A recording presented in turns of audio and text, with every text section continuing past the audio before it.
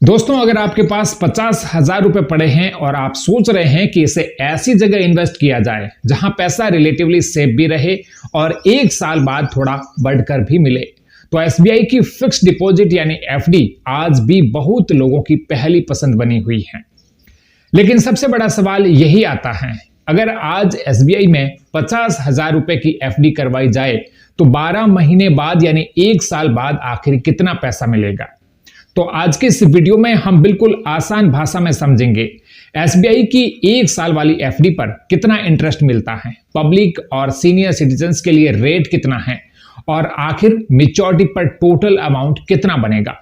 Video में मैं आपको एक रियल कैलकुलेशन भी बताऊंगा जिससे आपको एग्जैक्ट आइडिया मिल जाएगा कि एफडी में पैसा बढ़ता कैसे है।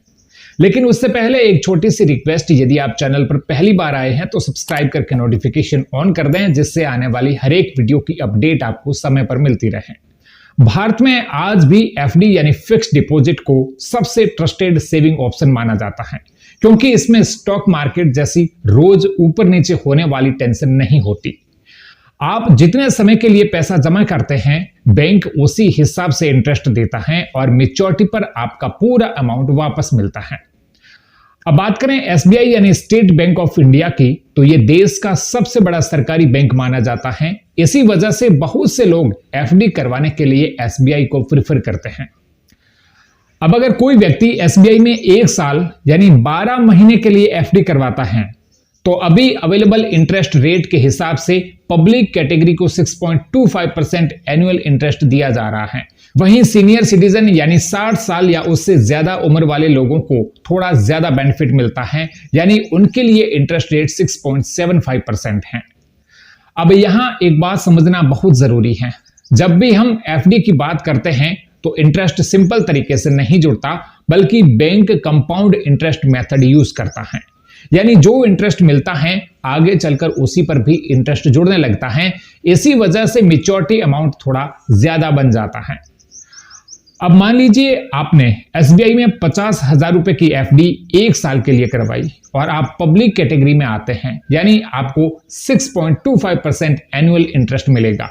तो ऐसे में 12 महीने बाद आपका टोटल मैच्योरिटी अमाउंट 53,200 रुपए के आसपास बनता है। यानी सिर्फ 1 साल में करीब 3,200 का इंटरेस्ट जुड़ेगा। अब कुछ लोग बोलते हैं कि बस इतना ही, लेकिन यहां आपको एक चीज समझनी होगी, एफडी का पर्पस ओवरनाइट पैसा डबल करना नहीं होता। एफडी उन लोगों के लिए ज्यादा यूजफुल मानी जाती है जो अपने पैसों को रिलेटिवली स्टेबल जगह पर रखना चाहते हैं, जहां रिस्क कम हो और रिटर्न पहले से पता हो।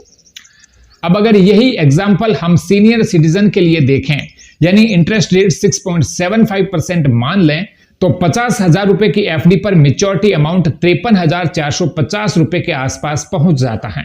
यानी सीनियर सिटीजन्स को थोड़ा एक्स्ट्रा फायदा देखने को मिल सकता है। अब यहां बहुत से लोगों के मन में एक सवाल आता है, क्या एफडी में हर महीने इंटरेस्ट मिलता है? तो दोस्तों, ये पूरी तरह से इस बात पर डिपेंड करता है कि आपने कौन सा एफडी ऑप्शन चुना है। कुछ एफडी स्कीम्स में इंटरेस्ट मंथली पे आउट के रूप में लिया जा सकता है, जबकि कुछ में पूरा इंटरेस्ट मैच्योरिटी पर मिलता है। लेकिन अगर आप नॉर्मल फिक्स्ड डिपॉजिट करवाते हैं तो ज्यादातर केसेस में मैच्योरिटी के समय पूरा अमाउंट मिलता है। अब बात करते हैं कि एसबीआई में एफडी कैसे करवाई जा सकती है। अगर आपका एसबीआई में अकाउंट है तो आप घर बैठे योनो ऐप या इंटरनेट बैंकिंग के जरिए भी एफडी शुरू कर सकते हैं।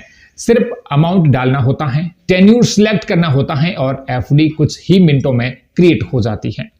वहीं अगर ऑनलाइन प्रोसेस नहीं चाहते तो आप सीधे बैंक ब्रांच जाकर के भी एफडी करवा सकते हैं। अब यहां एक और इंपॉर्टेंट चीज समझ लीजिए, एफडी का इंटरेस्ट रेट हमेशा सेम नहीं रहता।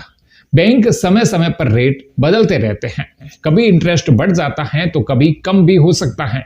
इसलिए एफडी करवाने से पहले लेटेस्ट रेट्स जरूर चेक करें। अब मान लीजिए आपके पास सिर्फ 50,000 नहीं बल्कि 1 लाख, 2 लाख या 5 लाख तक का अमाउंट है, तो उसी हिसाब से आपका इंटरेस्ट अमाउंट भी बढ़ जाएगा। यानी एफडी में रिटर्न परसेंटेज सेम रहता है, लेकिन अमाउंट बड़ा होने पर एक्चुअल अर्निंग भी ज्यादा दिखने लगती है।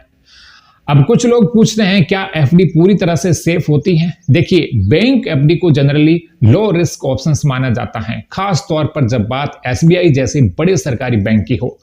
इसी वजह से बहुत से लोग इमरजेंसी फंड या फ्यूचर सेविंग्स एफडी में रखते हैं, लेकिन फिर भी किसी भी इन्वेस्टमेंट से पहले अपनी जरूरत और फाइनेंशियल प्लानिंग जरूर समझनी चाहिए।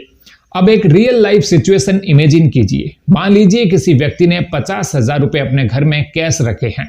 पूरे साल पैसा वहीं पड़ा रहा, न कोई ग्रोथ और न कोई एक्स्ट्रा अर्निंग। वहीं दूसरी तरफ अगर वही अमाउंट एसबीआई एफडी में डाल दिया जाए तो एक साल बाद वही पैसा बढ़कर के 53,000 से ज्यादा हो सकता है।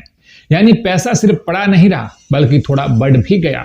इसी वजह से बहुत से मिडिल क्लास फैमिलीज आज भी एफडी को पसंद करती हैं, क्योंकि यहां कैलकुलेशन आसान होती है और फ्यूचर प्लानिंग भी कंपैरेटिवली सिंपल लगती है।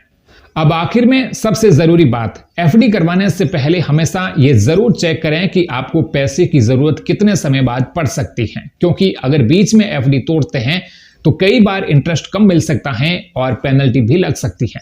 इसलिए उतने समय के लिए ही एफडी करें जितने समय तक आपको उस पैसों की जरूरत ना हो। एफडी आज भी उन लोगों के लिए यूजफुल ऑप्शन मानी जाती है जो रिलेटिवली स्टेबल और आसान इन्वेस्टमेंट पसंद करते हैं।